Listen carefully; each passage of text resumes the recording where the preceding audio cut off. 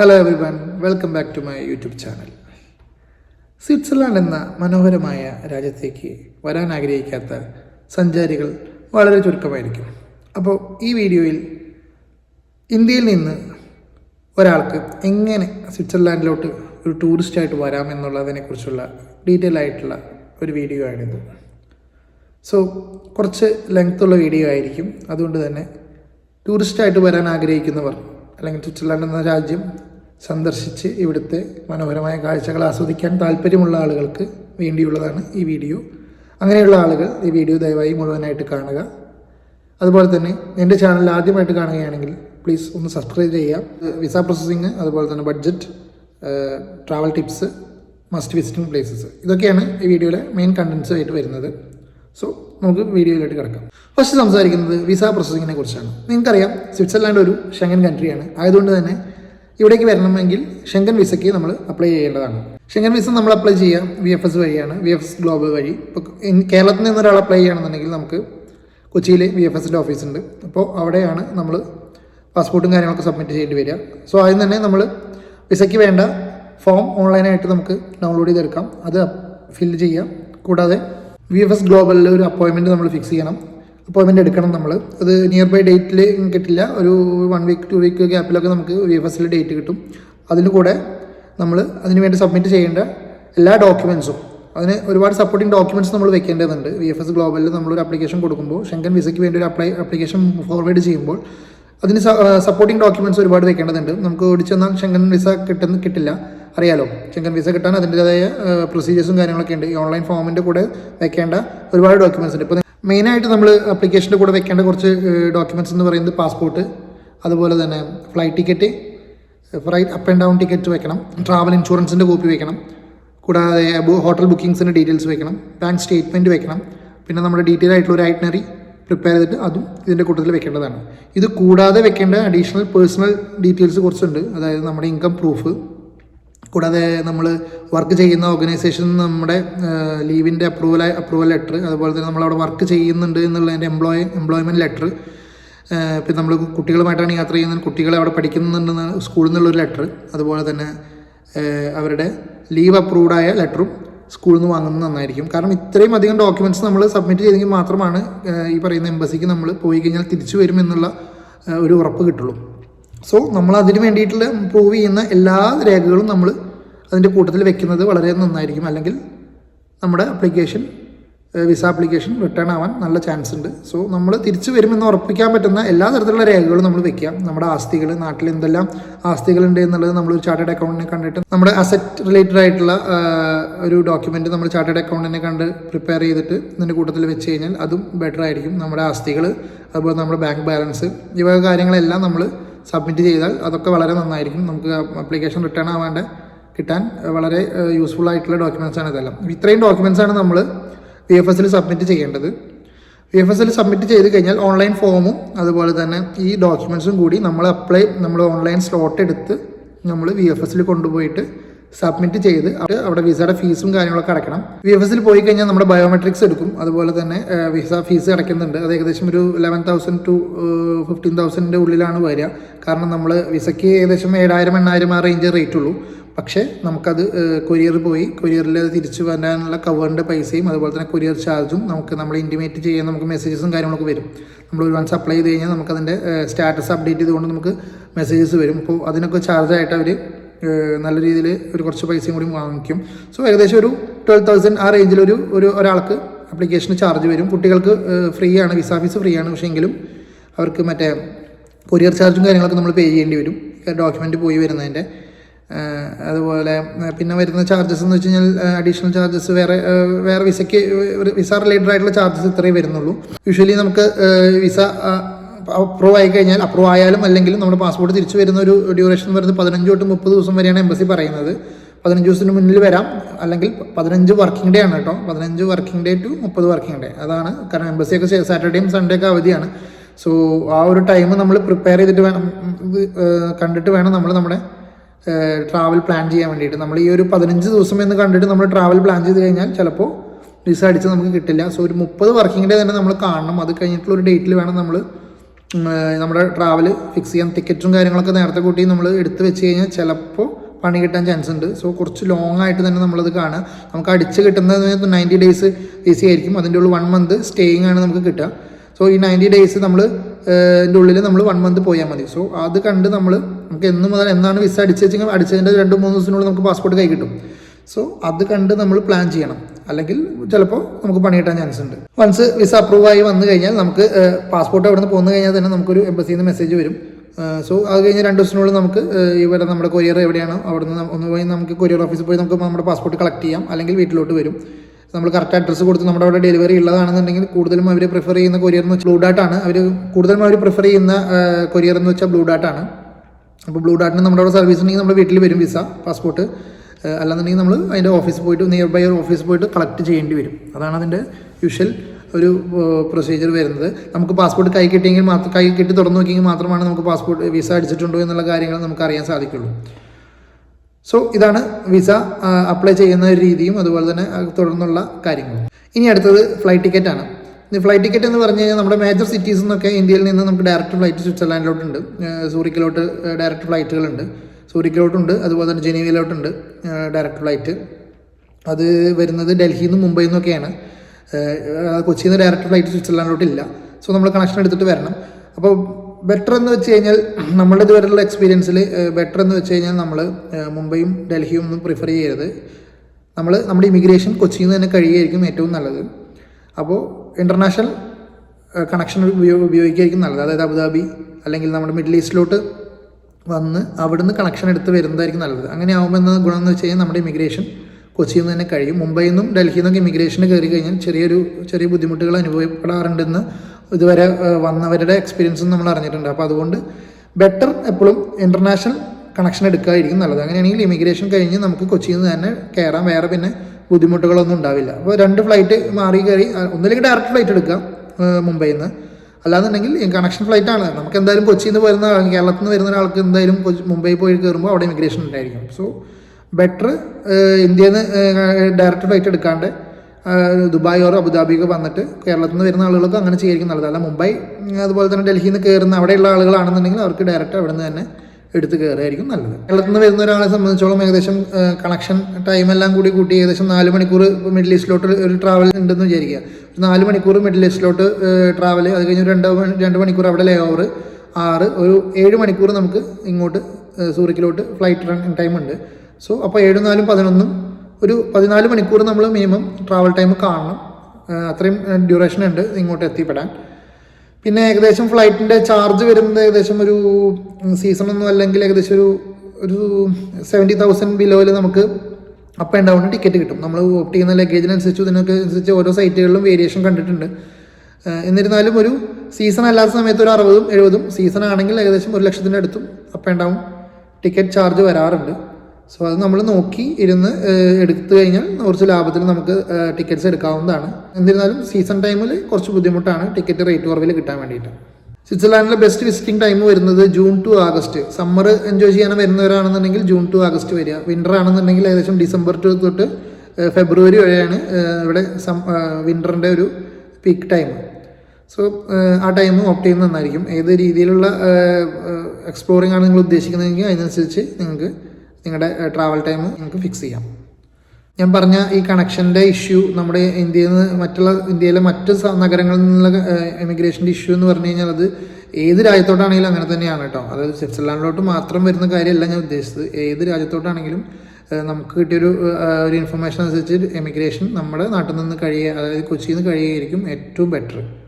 കൊച്ചിയിലുള്ള ആളുകൾക്ക് അല്ലെങ്കിൽ കേരളത്തിലുള്ള ആളുകൾക്ക്, കൊച്ചിയിൽ നിന്നാണെങ്കിലും ട്രിവാൻഡ്രത്ത് നിന്നാണെങ്കിലും എവിടെ നിന്നാണ് നിങ്ങൾ കയറുന്നത് വെച്ചെങ്കിൽ നമ്മുടെ നാട്ടിലെ എയർപോർട്ടിൽ നിന്ന് കഴിയുന്നതായിരിക്കും കുറച്ചും കൂടി ബെറ്റർ. നമ്മൾ മുംബൈ ഡൽഹിയിലൊക്കെ അത്യാവശ്യം നല്ല പിടിച്ചുപറിയാണ്. സോ നമ്മളവിടെ ചെന്ന് കഴിഞ്ഞാൽ കുറച്ച് വിഷയങ്ങളൊക്കെ പലർക്കും അനുഭവപ്പെട്ടിട്ടുണ്ട്, പല യാത്രകളിലും അനുഭവപ്പെട്ടിട്ടുണ്ട്. സോ അതാണ് ഞാൻ അങ്ങനെ പറയാൻ കാരണം. ഇനി നമുക്ക് ബഡ്ജറ്റിനെ കുറിച്ചും എക്സ്പെൻസസിനെ കുറിച്ചും സംസാരിക്കാം. നിങ്ങൾക്കറിയാം സ്വിറ്റ്സർലാൻഡ് എന്ന് പറയുന്നത് വളരെ എക്സ്പെൻസീവായ ഒരു രാജ്യമാണ്.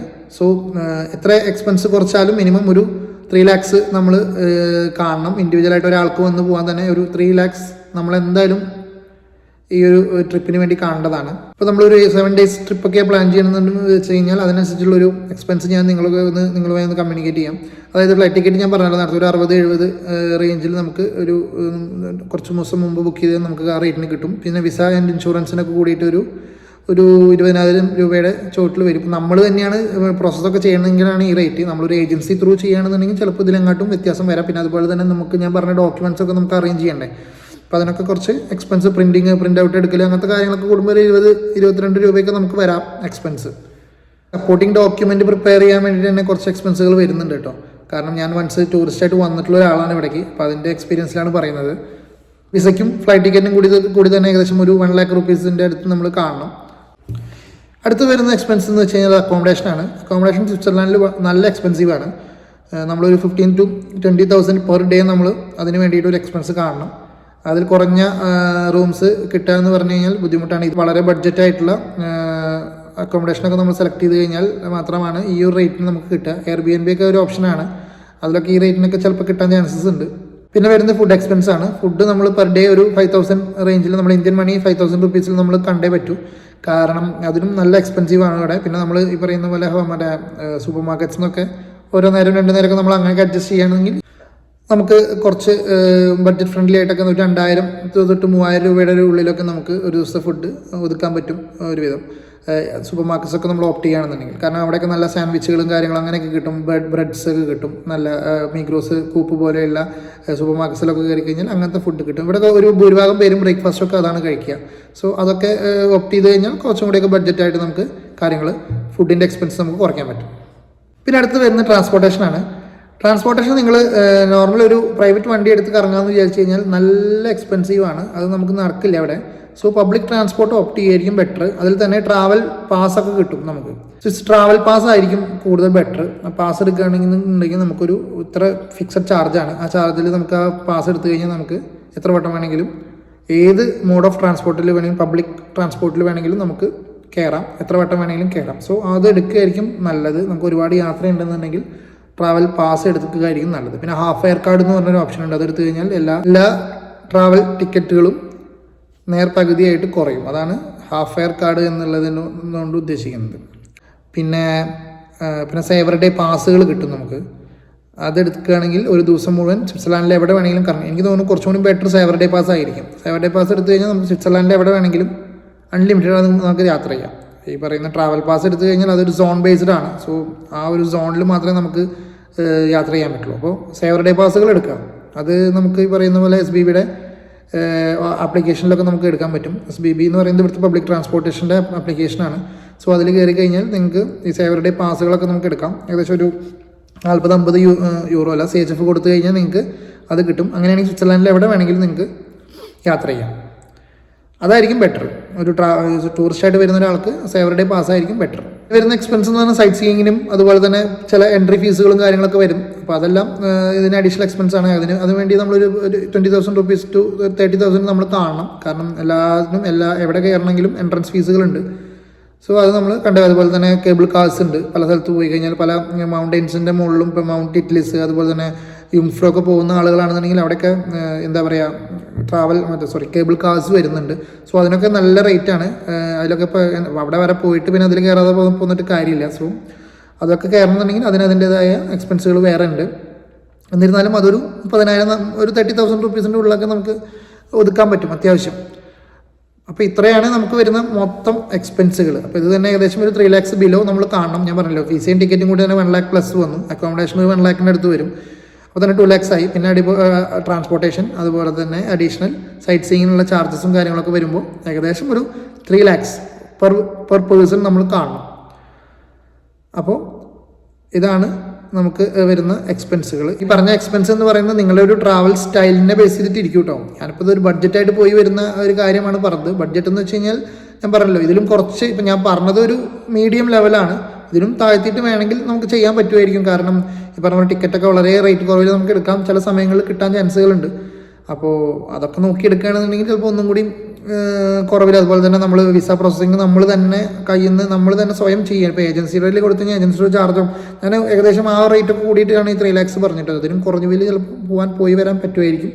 ഒരു 2.2 to 2.5 ലാക്സിൻ്റെ ഉള്ളിലൊക്കെ ചിലപ്പോൾ ഒതുക്കാം നമുക്ക് പറ്റും. നമ്മൾ പോകുന്ന സ്റ്റൈൽ അനുസരിച്ചിരിക്കും കാര്യങ്ങൾ. നാലാമത്തെ പോയിന്റ് ഇവിടുത്തെ transport and Swiss travel pass എന്ന് പറയുന്ന ഒരു പോയിന്റിനെ കുറിച്ച് സെപ്പറേറ്റ് ആയിട്ട് ഞാനൊന്ന് പറയാം. അതായത് നമുക്കിവിടെ ഒരുപാട് ടൈപ്പ് ഓഫ് ട്രെയിൻസ് ഉണ്ട്. ഇപ്പോൾ സീനിക്കായിട്ടുള്ള കുറേ മൗണ്ടെയ്ൻസിൻ്റെ മുകളിലും അതുപോലുള്ള രീതിയിലൊക്കെ പോകുന്ന ഫേമസ് ആയിട്ടുള്ള 1-2 ട്രെയിൻസ്, ഗ്ലാസിയർ എക്സ്പ്രസ്, അതുപോലെ ബെർണീന എക്സ്പ്രസ്, ഇത്രയും ഈ 2 ട്രെയിൻസും ഇവിടുത്തെ ഫേമസ് ട്രെയിൻസാണ്. സോ അങ്ങനത്തെ ട്രെയിൻ ജേണി തന്നെ ഇവിടുത്തെ ഒരു മെയിൻ ടൂറിസത്തിൻ്റെ ഭാഗമാണ്. അതുപോലെ തന്നെ പബ്ലിക് ട്രാൻസ്പോർട്ട് വളരെ എഫിഷ്യൻ്റായിട്ട് നടക്കുന്ന ഒരു രാജ്യമാണ് സ്വിറ്റ്സർലാൻഡ്.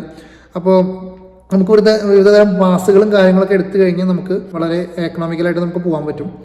അപ്പോൾ അങ്ങനത്തെ പാസസ് എടുക്കുക, അതായിരിക്കും ഏറ്റവും ബെസ്റ്റ്. ഒരു 20,000 രൂപ, നാട്ടിലൊരു 20,000 രൂപയൊക്കെ ഉണ്ടെങ്കിൽ നമുക്ക് അതുപോലെ തന്നെ പാസുകൾ ഒരു 3 ദിവസത്തെ പാസ്സൊക്കെ കിട്ടും. അപ്പോൾ അതിൽ കൂടുതൽ പാസ് എടുക്കുന്നുണ്ടെങ്കിൽ നമുക്ക് എന്നാലും ഒരു 10,000-40,000 രൂപയുടെ ഉള്ളിൽ നമുക്ക് പാസ് കിട്ടും. എല്ലാ ജേണിയും നമുക്ക് അതിൽ കവർ ചെയ്യാൻ പറ്റും എന്നുള്ളതാണ് അതിൻ്റെ ഗുണം കേട്ടോ. ഇനി അടുത്ത് നമുക്കിവിടെ മസ്റ്റ് വിസിറ്റിംഗ് പ്ലേസസിനെ കുറിച്ച് സംസാരിക്കാം.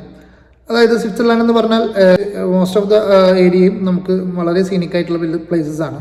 സോ അതിൽ പ്രധാനപ്പെട്ട ഒന്ന് സൂറിക്ക് തന്നെയാണ്. സൂറിക്ക് എന്ന് പറയുന്നത് സ്വിറ്റ്സർലാൻഡിലെ ഏറ്റവും ക്രൗഡഡ് ആയിട്ടുള്ളൊരു സിറ്റിയാണ്. സൂറിക്കിൻ്റെ ഏറ്റവും മനോഹരമായ സ്ഥലം എന്ന് പറയുന്നത് സൂറിക്ക് ടൗൺ തന്നെയാണ്, സിറ്റി തന്നെയാണ്. ബഹനോഫ്സ്ട്രാസെ എന്ന് പറയുന്ന ഏരിയ വളരെ ഫേമസ് ആണ്. കുറെ ഫിലിംസിൽ നമുക്ക് ഈ പറയുന്ന ഏരിയ ഒക്കെ കാണാൻ പറ്റും. അതുപോലെ ലേക്ക് സൂറിക്ക്, ലിമ്മത്ത് നദിയുടെ 2 തീരത്തായിട്ടാണ് സൂറിക്ക് നഗരത്തിൻ്റെ പ്രധാനപ്പെട്ട 2 സ്ട്രീറ്റുകൾ സ്ഥിതി ചെയ്യുന്നത്. സോ അതൊരു നല്ല മനോഹരമായ കാഴ്ചയാണ്. അതിൻ്റെ മുകളിൽ നിന്നുള്ള ഒരുപാട് പിക്സും കാര്യങ്ങളൊക്കെ നമുക്ക് നെറ്റിൽ തപ്പിക്കഴിഞ്ഞാൽ കിട്ടും.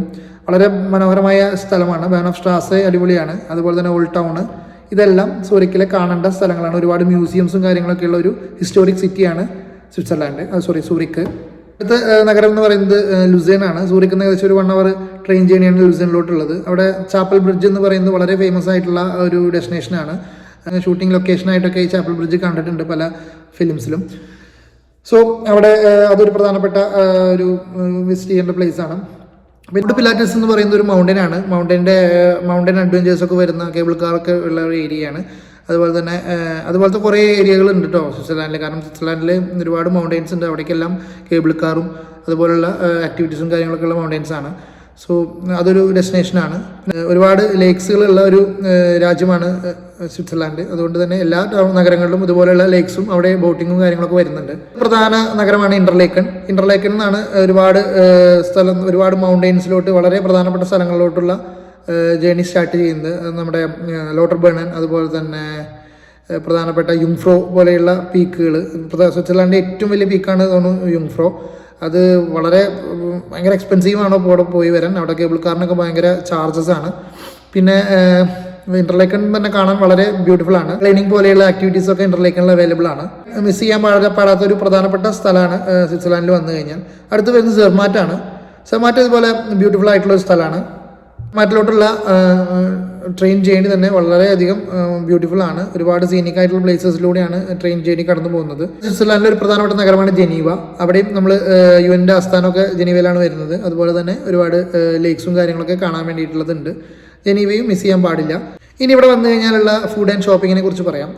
സ്വിറ്റ്സർലാൻഡ് ഒരു ചോക്ലേറ്റിൻ്റെ ഹബ്ബാണ്. സോ ഇവിടുത്തെ ചോക്ലേറ്റ്സ് ലോക പ്രശസ്തമാണ്. ഇവിടെ വന്നു കഴിഞ്ഞാൽ ചോക്ലേറ്റ്സ് മസ്റ്റായിട്ടും ട്രൈ ചെയ്യേണ്ട ഒന്നാണ്. അതുപോലെ തന്നെ ഇവിടുത്തെ മറ്റൊരു പ്രധാനപ്പെട്ട ഫുഡാണ് ഫോണ്ടു എന്ന് പറയുന്നത്. ചീസ് വെച്ചിട്ടുള്ള ഒരു ഐറ്റമാണത്. അപ്പോൾ അത് വളരെ ഫേമസ് ആണ് ഇവിടെ. പർച്ചേസിന് വേണ്ടി ഏറ്റവും ബെറ്റർ ആയിട്ടുള്ള സ്ഥലം സൂറിക്ക് തന്നെയാണ്. സൂറിക്കിൽ നമുക്ക് അതുപോലെ പർച്ചേസിന് വേണ്ടിയിട്ടുള്ള സ്ട്രീറ്റുകൾ ബഹനോഫ്സ്ട്രാസെ ഉണ്ട്. അവിടുന്ന് നമുക്ക് ലക്ഷറി ആയിട്ടുള്ള ഐറ്റംസും കിട്ടും. അതുപോലെ തന്നെ സോവനീഴ്സും കാര്യങ്ങളൊക്കെ പർച്ചേസ് ചെയ്യാൻ ഏറ്റവും ബെസ്റ്റാണ് സൂറിക്കിലെ ബഹനോഫ്സ്ട്രാസെ എന്ന് പറയുന്ന സ്ഥലം. ഇവിടെ നിന്ന് പർച്ചേസ് ചെയ്താലും എക്സ്പെൻസ് എല്ലാം ഏകദേശം സെയിം തന്നെയാണ്. അതുകൊണ്ടാണ് ഞാൻ സൂറിക്ക് പറഞ്ഞത് എല്ലാ നഗരങ്ങളിലും എക്സ്പെൻസീവ് ആണ്. സോ നമുക്കെല്ലാം ഒറ്റയടിക്ക് കിട്ടും എന്നുള്ളതുകൊണ്ടാണ് ഞാൻ സൂറിക്ക് ബഹനോഫ്സ്ട്രാസെ പർച്ചേസിന് വേണ്ടി സജസ്റ്റ് ചെയ്യാൻ കാരണം. അപ്പോൾ ഇത്രയുമാണ് പ്രധാനമായി ഇവിടെ വരുന്ന ടൂറിസ്റ്റുകൾക്ക് വേണ്ടി കൊടുക്കാവുന്ന അഡ്വൈസസ്, അല്ലെങ്കിൽ എങ്ങനെയാണ് ഇങ്ങോട്ട് വരിക, ഏത് രീതിയിലാണ് അപ്ലൈ ചെയ്യേണ്ടത് തൊട്ട് ഇവിടെ വരാനുള്ള എക്സ്പെൻസുകൾ, അതുപോലെ ഇവിടെ വന്നു കഴിഞ്ഞാൽ ശ്രദ്ധിക്കേണ്ട മറ്റുള്ള കാര്യങ്ങൾ എന്നിവയെക്കുറിച്ചാണ് ഞാൻ ഈ വീഡിയോയിൽ പറഞ്ഞത്. അപ്പോൾ ഇത്രയും കാര്യങ്ങൾ ശ്രദ്ധിക്കുക. ഇത്രയും കാര്യങ്ങൾ ചെയ്ത് കഴിഞ്ഞാൽ നിങ്ങൾക്ക് ഇവിടെ സ്വിറ്റ്സർലാൻഡ് എന്ന് പറയുന്ന രാജ്യത്തോട്ട് ഈസിയായി വന്നിറങ്ങാം. പിന്നെ നിങ്ങൾക്ക് കിട്ടുന്നത് ഷെങ്കൻ വിസയാണ്. സോ സ്വിറ്റ്സർലാൻഡിൽ മാത്രമല്ല, നമുക്ക് ഈ പറയുന്ന 29 രാജ്യങ്ങളിലോട്ടും എൻട്രി ഉള്ള വിസയാണ്. സോ അത് മാക്സിമം യൂട്ടിലൈസ് ചെയ്യുക. ഇവിടെ വന്നിട്ട് മറ്റു രാജ്യങ്ങൾ കാണണമെന്നുണ്ടെങ്കിൽ അങ്ങോട്ടും നിങ്ങൾക്ക് യാത്ര ചെയ്യാവുന്നതാണ് ഈ വിസ വെച്ചിട്ട്. ഇനി കുറച്ച് ജനറൽ ടിപ്സ് ഞാൻ പറയാം. അതായത് നിങ്ങൾ യൂറോപ്പിലോട്ടാണ് വരുന്നത്. സോ നമ്മുടെ ഫോണ് മറ്റുള്ള കാര്യങ്ങളൊക്കെ ചാർജ് ചെയ്യണമെന്നിങ്ങനെ ക്യാമറാസ് ഇതൊക്കെ ചാർജ് ചെയ്യാൻ ഇവിടുത്തെ പറയുന്ന പ്ലഗ് പോയിൻറ്റ്സ് നമ്മുടെ അഡാപ്റ്റേഴ്സുമായിട്ടൊന്നും സൂട്ടാവില്ല. സോ വരുന്നവർ മസ്റ്റായിട്ടും ഇൻ്റർനാഷണൽ ട്രാവൽ അഡാപ്റ്ററും കൊണ്ട് യാത്ര ചെയ്യുക, അല്ലെങ്കിൽ നമുക്ക് ചാർജിങ് എല്ലാം ദുഷ്കരമായിരിക്കും. പിന്നെ അടുത്തെന്ന് വെച്ച് കഴിഞ്ഞാൽ നമ്മൾ ഏത് രാജ്യത്തോട്ടാണോ പോകുന്നത് വെച്ചെങ്കിൽ അവിടുത്തെ സിം കാർഡുകൾ അല്ലെങ്കിൽ ഈ സിം ഒക്കെ ഉണ്ടെങ്കിൽ നമുക്ക് എയറാലോ പോലുള്ള ആപ്പുകൾ വെച്ച് നമുക്ക് അത് ആക്സസ് ചെയ്യുക. അല്ലെങ്കിൽ ഇവിടുത്തെ സിം കാർഡ് മസ്റ്റായിട്ട് എടുക്കുക. കാരണം ഇൻ്റർനെറ്റും കണക്ടിവിറ്റി ഇല്ലാതെ നമുക്ക് എങ്ങോട്ടും യാത്ര ചെയ്യാൻ ബുദ്ധിമുട്ടാണ്. കാരണം ഇവിടുത്തെ പബ്ലിക് ട്രാൻസ്പോർട്ട് കാര്യങ്ങളൊക്കെ ആക്സസ് ചെയ്യണമെങ്കിൽ നമുക്ക് ആപ്ലിക്കേഷൻ ത്രൂ ആണ് നമ്മൾ ഭൂരിഭാഗം കാര്യങ്ങളും ചെയ്യുന്നത്. ടിക്കറ്റ് നമ്മൾ ഫിസിക്കലായിട്ട് എടുക്കുന്നതിനെക്കാട്ടും കൂടുതൽ ബെറ്റർ നമുക്ക് മൊബൈൽ ത്രൂ നമുക്ക് ഇതെല്ലാം ചെയ്യാം, ആക്സസ് ചെയ്യാം, അവരുടെ ആപ്ലിക്കേഷൻ വഴി ചെയ്യാം. അപ്പോൾ അതിനെല്ലാം നെറ്റ് കണക്ഷൻ, ഇൻ്റർനെറ്റ് കണക്ഷൻ ആവശ്യമാണ്. സോ അതിനുള്ള മാർഗ്ഗം നമ്മൾ എന്തായാലും ഇവിടെ വന്ന് ഇറങ്ങുമ്പോൾ തന്നെ നമ്മളത് ചെയ്യാം. പിന്നെ ഇവിടെ സഞ്ചരിക്കുമ്പോഴും മസ്റ്റായിട്ടും പാസ്പോർട്ട് കയ്യിൽ വയ്ക്കുക, പാസ്പോർട്ട് മിസ്സാവാതെ നോക്കുക. ഇവിടെ ചില സമയങ്ങളിൽ ID ചെക്കിങ്ങും കാര്യങ്ങൾ വെരിഫിക്കേഷൻ കാര്യങ്ങളൊക്കെ ഉണ്ടാവും. നിങ്ങൾ കൺട്രി ക്രോസ് ചെയ്യുന്നുണ്ടെങ്കിൽ എന്തായാലും പാസ്പോർട്ട്, വിസ എന്നിവ ചെക്ക് ചെയ്യും. അല്ല ഇനിയിപ്പോൾ ഇതിൻ്റെ ഉള്ളിൽ തന്നെ സഞ്ചരിക്കുന്ന സമയത്താണെങ്കിൽ പോലും സംടൈംസ് ഇത് സംഭവിക്കാം. സോ പാസ്പോർട്ട് എല്ലാവരും കയ്യിൽ വയ്ക്കുക.